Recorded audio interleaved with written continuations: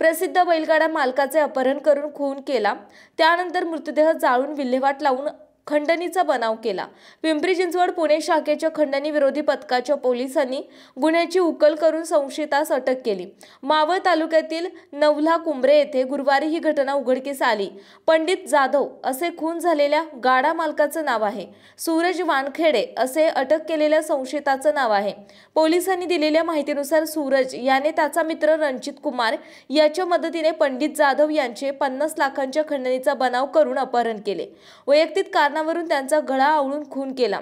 त्यानंतर खेड तालुक्यातील वहागाव येथील डोंगरावर कारमधून मृतदेह नेला। तेथे मृतदेह जळून विल्हेवाट लावली। त्यानंतर कार घराच्या परिसरात लावली।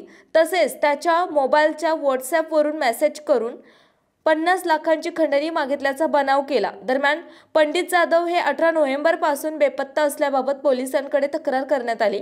या प्रकरणी खंडणी विरोधी पथकाने तपास करताना तांत्रिक विश्लेषण केले असता सूरज याच्यावर संशय बळावला। तो मूळ गावी पळून जाण्याच्या तयारीत असताना पोलिसांनी त्याला ताब्यात घेतले। त्यानंतर त्याच्याकडे चौकशी केली असता गुन्ह्याची उकल झाली।